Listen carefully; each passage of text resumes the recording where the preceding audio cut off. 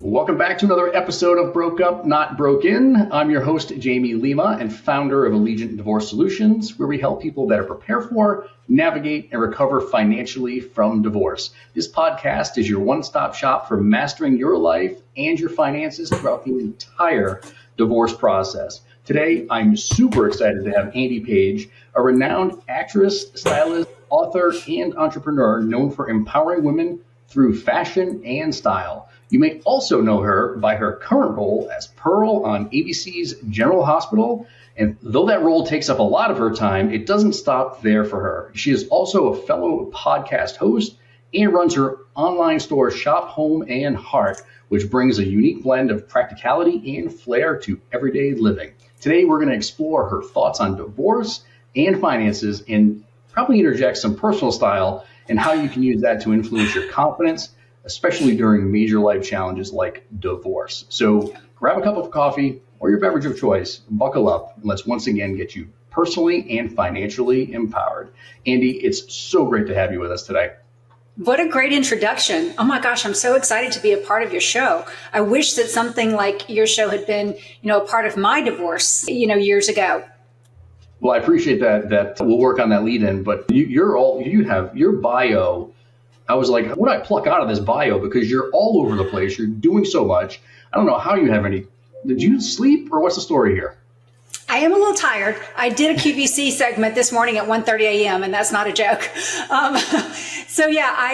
I am a QVC host. I am, I play the role of Pearl on General Hospital. I invented a product, the Girly Go Garter, which has a life all unto itself. I have a best-selling book in 14 countries. I have been blessed beyond measure. And I am on my second marriage. And so I have a very interesting, kind of divorce story, if you will, or at least, the path that I took for divorcing my first husband was very different. So when I had the opportunity to kind of talk about my divorce experience, I was like, yeah, I want to do that. I want to talk to him about that because I think that everybody thinks there's only one path to getting a divorce. It has to be contentious. It has to be, so negative. And it doesn't have to be. No, absolutely. Well, we love having you here. It's going to be an amazing conversation. So let's start there with your divorce. Everybody that's listening to this show has heard all about mine ad nauseum here, but maybe tell us a little bit about your situation because it seemed to be pretty clean, cut and dry. Yeah, I'm very fortunate that we were able to remain friends, and I know that sounds crazy. But what actually happened in my first marriage is not that we stopped loving each other. It's just that we stopped growing in the same direction. And we ended up being more family than really, husband and wife. He was definitely a part of my family and I love him. I still do love him very much. And I want the best for him. But we no longer had, the connective tissue of husband and wife. So the first thing that we did was we separated. And so we did a legal separation for a couple of years to make sure, because, we were really dedicated to, having it be forever. And so we separated for a couple of years. We dated other people. We allowed ourselves that to see if that's really what we wanted. And then after a couple of years of being separated and me starting to date someone a little more seriously, I really realized I needed to get a divorce if I was going to, that was the next logical step. And so I reached out to my father, who was a judge and an attorney. And I was like, I don't really know what to do. I don't want to hire, some sort of lawyer that's going to turn this into a battle. I feel like this needs to be kind at the very least. And my dad's like, you don't have to you don't have to hire a lawyer. And I was shocked. I had never thought for 1 second that I could go through a divorce without an attorney. I was just completely shocked. And I said, you don't? He said, no. You and David can literally go down to the courthouse and get the paper. And he said, I bet you could probably fill out the paper in an afternoon yourself. Mm-hmm. And I said, are you serious? He said, yes. Go in, do your research, have a very strong understanding of all of your assets, have a very strong understanding of exactly what's in the bank, exactly what's going to happen, and literally just negotiate it. And that's what I did.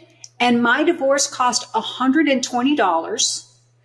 And we went and got the paperwork. We went to the Starbucks. We sat down. We were there for probably 3 hours. We figured out how we were going to divide everything. The day we were going to officially move out, the day we were going to clean out like our storage room. We decided on all of it and held each other accountable for all of it, but then turned in the paperwork, gave each other a kiss, and like 3 weeks later, we got the decree that it was over. That is absolutely incredible. We had a similar experience with a client case that I was just working on. I think we worked just through a couple sessions, so we're looking at probably like 3 or 4 hours, but that's pretty incredible. Were there any things that were a conflict during that, or did you guys just like everything went swimmingly? No, I mean, so I would guess our storage space was probably, maybe the hardest part, just because we had moved around a lot and we had things in storage, and, trying to figure out from storage, what we were going to take, what we were going to keep, what was meaningful. That was probably the thing that was the most heartbreaking, because in storage, you have memories. And then, for me to be like, no, you have this. And then he'd be like, oh, I don't care. And then throw it in the garbage. It's like, well, yeah, I guess that's where we are. Like, I get that. So there was some heartbreak there, but the truth is I love this person. I didn't stop loving him. And so what I really wanted for him was I wanted for him to find his next love. I didn't want him to be without love in his life. And so the other thing that I did is I actually helped him create his next dating profile. I wrote it for him, as a matter of fact, because I didn't want him to undersell himself. So I think that I'm really fortunate that even though I knew that we were no longer, going to be the forever couple that I thought that we were going to be, I was very clear that didn't mean that I did not love him. And even though there had been hurt, I mean, obviously, right? We had hurt each other. We're human. So there had been hurt. There had been, some foul words here and there, but not enough to the point where I couldn't stop and say, but wait. I loved this person enough to dedicate my life and my energy and like everything to being a couple with him. So I needed to get back to those feelings. And then we both did. We both talked about that. So there was some contention, but I never let it overshadow the fact that I loved him and I wanted to have what's best for him and what's best for me. Amazing. So divorce is finalized. You get this $120 divorce. The ink is now finally dried on the decree. Then what? What happens with you? I start dating, more seriously. So there was one person that I really liked, and we dated for 2.5 years. I felt like I needed to have that done. I didn't think I'd ever get married again, though. Very interestingly, my husband actually asked me to marry him 3 times, and I was like, I would love to say this is forever, but once you've gone through a divorce, you're very clear that it doesn't mean forever. So in my mind, I'm like, I'm not looking to have kids. You've got your kids. I'm fine with keeping my assets and your assets. So I just didn't understand why it was necessary to get married. But after the second time that he asked me, and I was like, this just doesn't make sense to me. He's like, I will ask you one more time.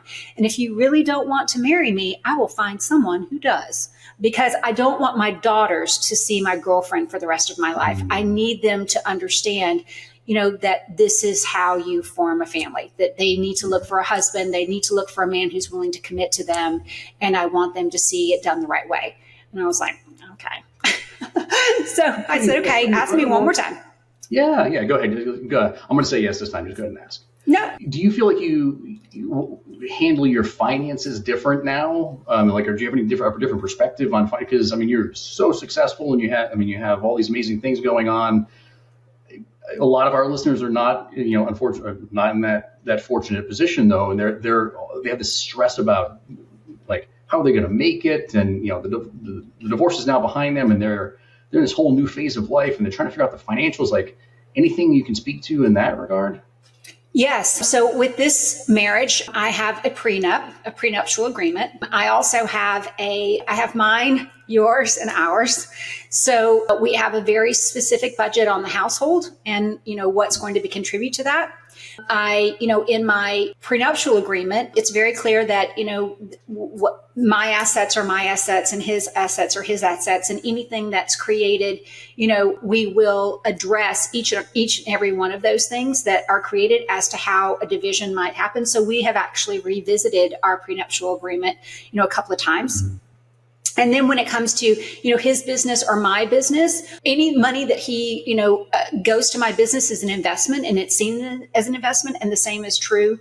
So we definitely handle our finances with much more business acumen and with much more business determination than, I ever did with my ex-husband, because we just had one account. We both drew from it. We paid every bill from it. So it's not that hard to have two or more accounts. I did learn that. So that definitely makes it easier. And I highly, for a second marriage, and especially if you're coming in with assets, I definitely believe in a prenup. And it's not just so that I'm protecting my assets and his assets. To be perfectly honest, my prenup really talks about, what I'm contributing to the household and also how I'm raising his kids. So, he had 3 young children when we got married, and I was taking on the role of, being a bonus mom and helping to raise them, with a lot of determination and effort. And so, if we were to separate, I will be compensated for that, effort. So that's also really important, because I felt like, okay, I'm taking on a lot here. So I definitely don't want to undersell myself. It's not, for me, it's not just a matter of me leaving with mine and yours. I want to have some sort of financial clarity on what it is that I'm contributing, not just financially, but emotionally and with effort as well. I'm a big fan of prenups. I don't know why. We've talked about this in other shows, and I talked about in private with other professionals and with clients, but like there's such a stigma around the prenup. But I call it marriage insurance. We have insurance for everything, right? Andy, like we have car insurance, we have homeowners insurance. If you're renting a place, you have renter's insurance, you have this insurance, that. Like everything is insured except for our marriage.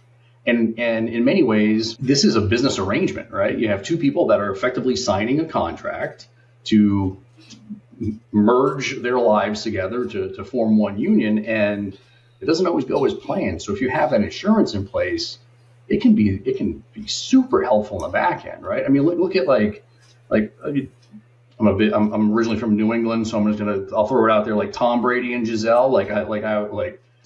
I was all over that. Like these guys, like they had it dialed. It was so dialed in. Their divorce was like over in 3 months or something, right? And they knew exactly what was going to happen if it went south. So I'm a big fan. Any additional thoughts on that? No, I definitely agree with you. I think that it is insurance, and in many ways, I think it's also a deterrent, because we do know exactly what's going to happen. We know exactly what's going to happen. And it's going to be hard on both of us, both financially. Do you see what I'm saying? So in many ways, we're more encouraged to make it work, because it is designed so that we are encouraged financially to stay where we are. So there are, and we did that specifically. Like it is more advantageous for us to stay together. There's no doubt about that. And if we separate, there's no doubt that, we know what's going to happen, but it is not going to be pretty. It's going to be a little hard on both of us. So to that end, we are much more encouraged to work it out, to stay together. And it is a little bit of an insurance and a little nudge that keeps us, back on the field and still playing the game. Absolutely. I just wish there was the stigma would go away. Maybe we'll over time if we keep more of us keep talking about it.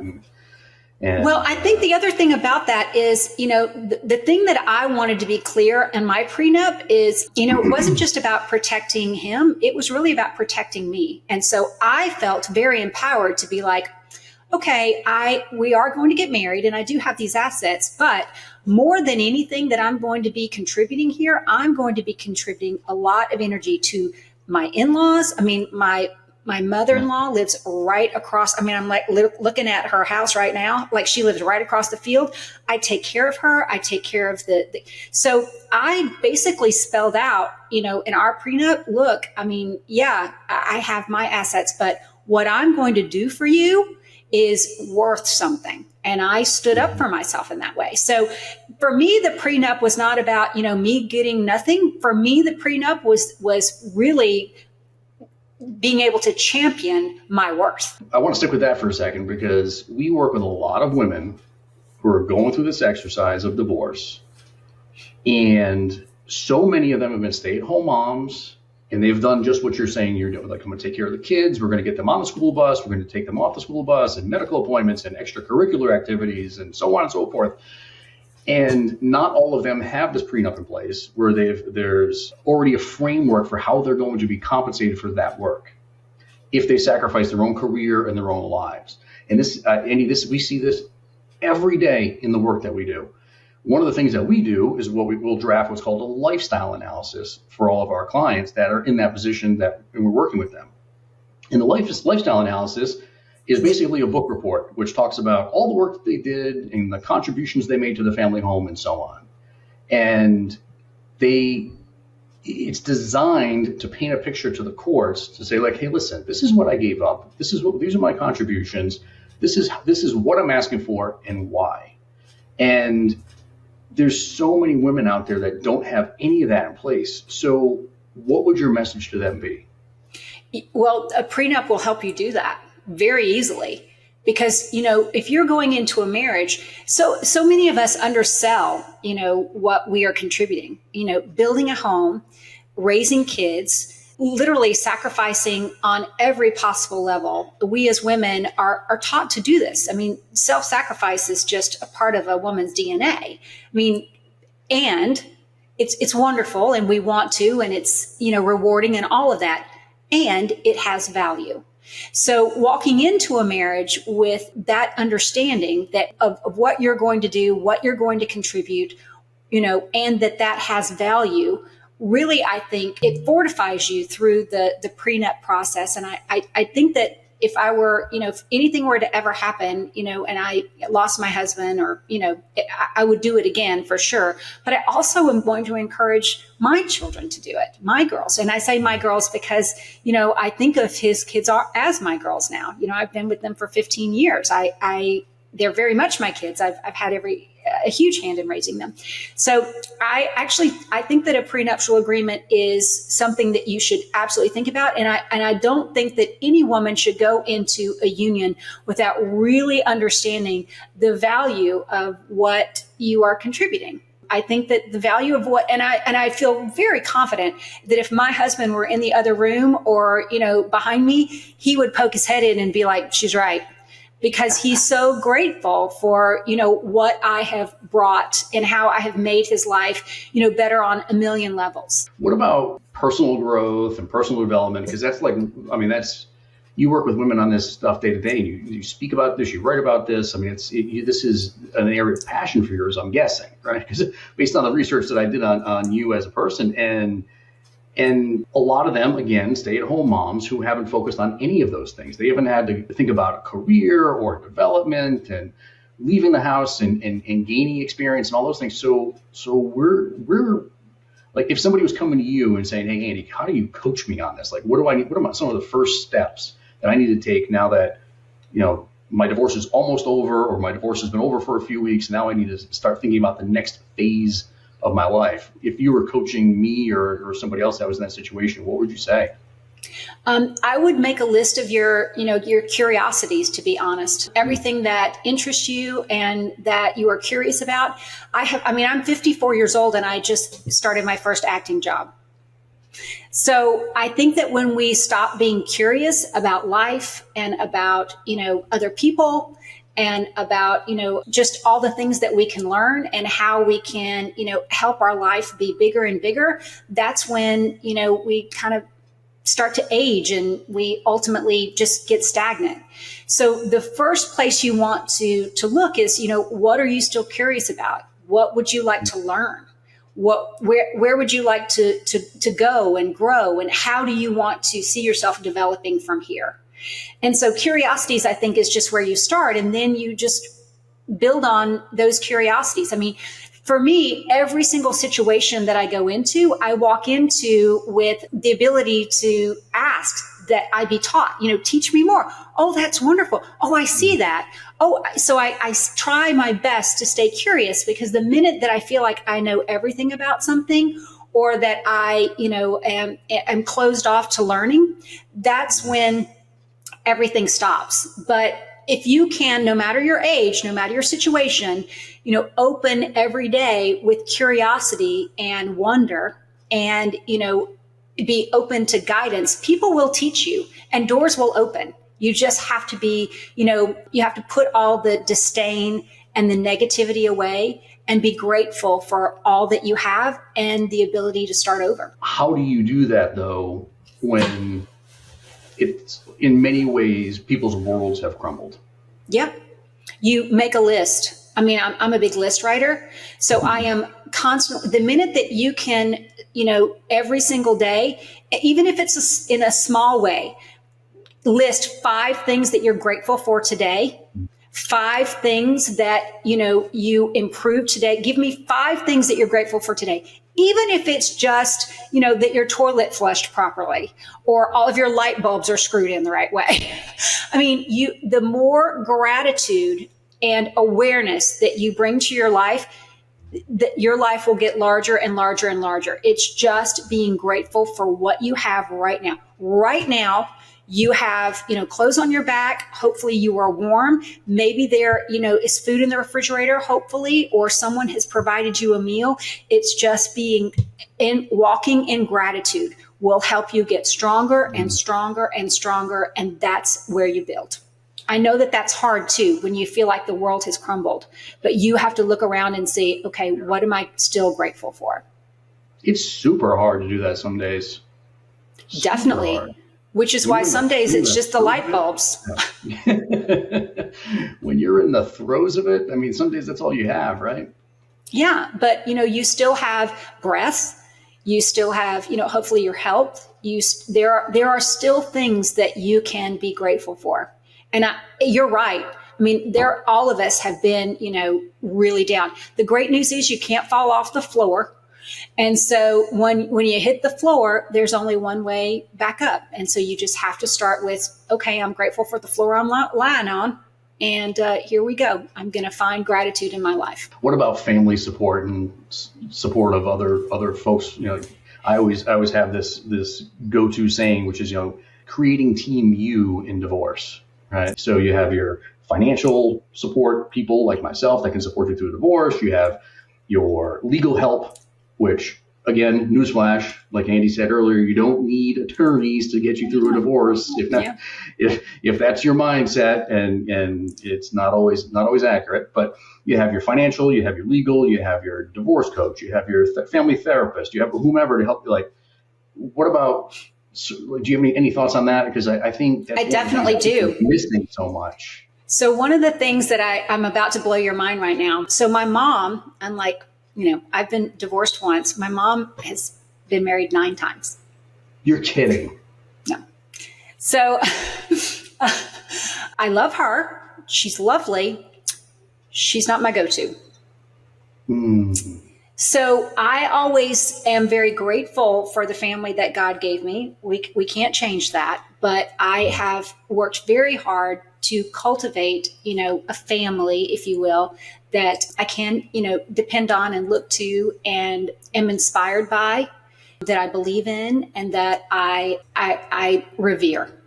So, family is great, and they're going to be there, and it's wonderful that you can rely on them, but don't think that, you can't really create your own if you need to. I mean, I am very grateful for my family, and I'm so very grateful for my upbringing. I mean, my positive attitude came from my grandparents. Like I really appreciate, the God-fearing upbringing that I had. And I have taken that and built on it and, created relationships and worked hard to build relationships that I both fortify them, they fortify me, So yeah, family is wonderful. And I also think this is a new time if you are in a divorce situation where you need to look around and really think, okay, who am I missing in my life? How can I build new friendships? How can I forge new bonds that I can both support someone and be rewarded by that, and I can feel supported? And I did work on that. The relationships and the friendships that I have post my first divorce are very different because I did recognize that one of the hardest things in this divorce was going to be losing like that core group of friends. So I have worked very hard to have, that family, if you will. That was a very big lesson that did come from divorce. And I now have a whole new kind of stable of people that I depend on and consider family in a different way. Yeah. You have to have that support system. And one of the biggest mistakes I made in my own divorce was pushing family away because I was like, I've got this. I'm going to handle this on my own. I don't want to have to. I'm on the West Coast. My entire family's on the East Coast. I don't want them to worry, right? I mean, you're a mom. I can imagine what my mother was thinking when I was going through this. She wanted, even at 47, almost 47 years old, I'm still her baby, right? So if you're out there, you're listening, and you're falling into that same trap that I did, which is trying to go it alone. It's a big mistake. It's a big mistake.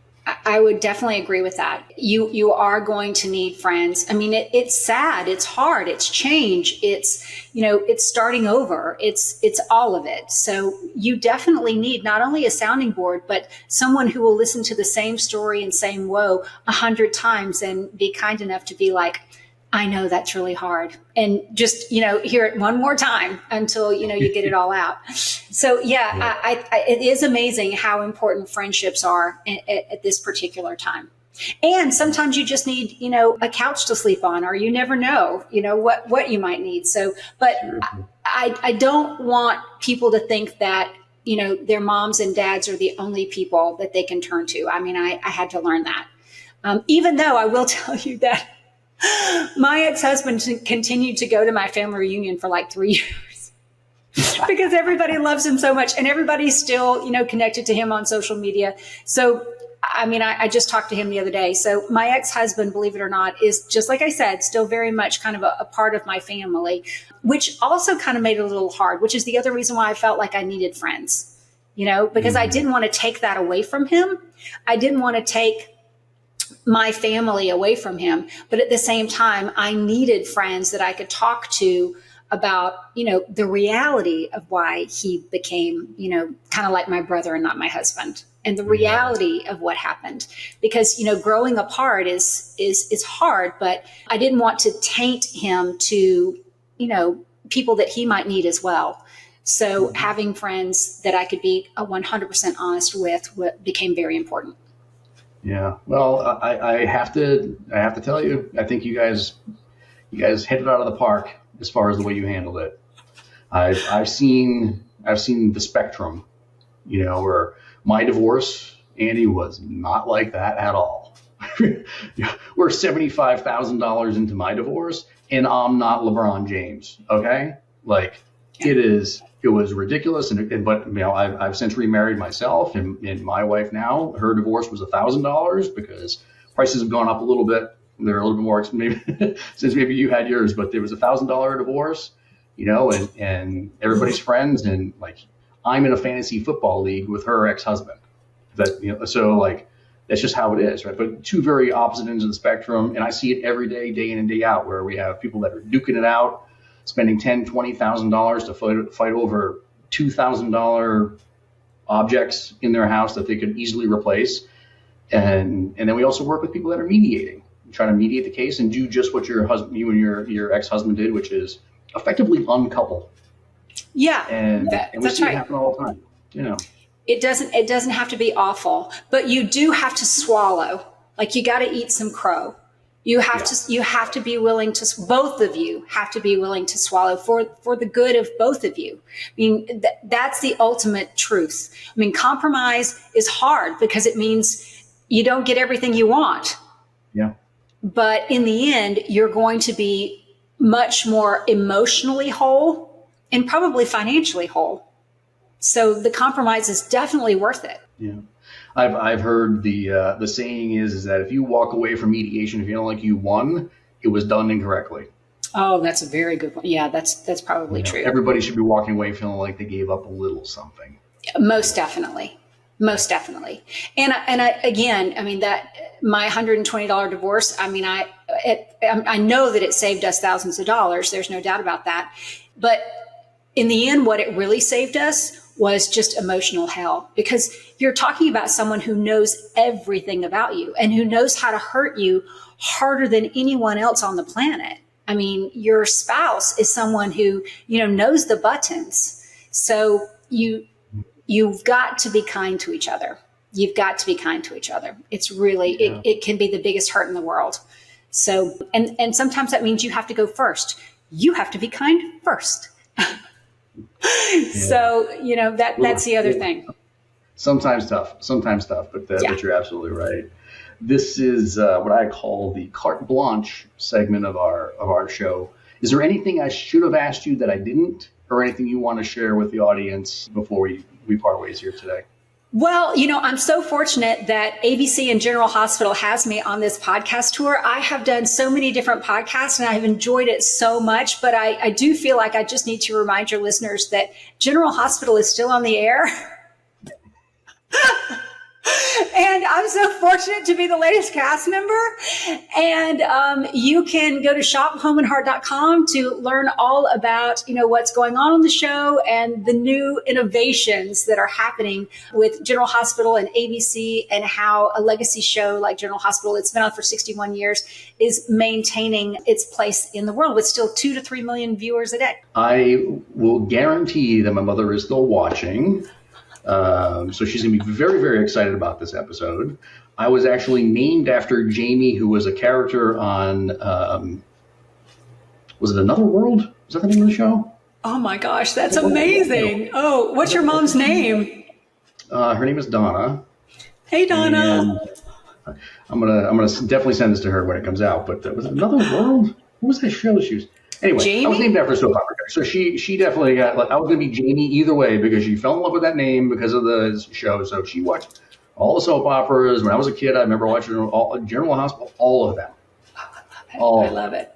Yeah, I actually watched it too. I watched it with my great grandmother growing up. So when I got the call, I couldn't even believe it. But, everybody's watching TV in a different way. And so it's still on, it's still streaming. There's lots of amazing things going on. So I'm grateful for this time. I've really enjoyed this conversation. And, this podcast journey has led me in so many different directions. And I am so glad that I had my time with you to share my experience, because I forget how fortunate I am to have had that experience. And I am very happy to share it and to make people aware you don't have to have an attorney. It doesn't have to be awful. Yeah. Well, hey, I couldn't have said it any better. I appreciate your time. It's so amazing to have you with us here today. Thanks so much again for sharing your experience and advice with us. For those interested in exploring more about Andy's work and her approach to not only fashion, but other areas, she does it all, guys. Just visit her website. We're going to put all this in the show notes. You'll have all the links to all of her social media channels and everything else. Don't forget, General Hospital is still on, like she said. And remember, if you're navigating financial adjustments or seeking ways to maintain your post-divorce lifestyle on a budget, Allegiant Divorce Solutions is here to help. Visit AllegiantDS.com for more expert financial guidance. And don't forget to subscribe to our podcast for more insightful discussions just like this. And until next time, we'll see you again.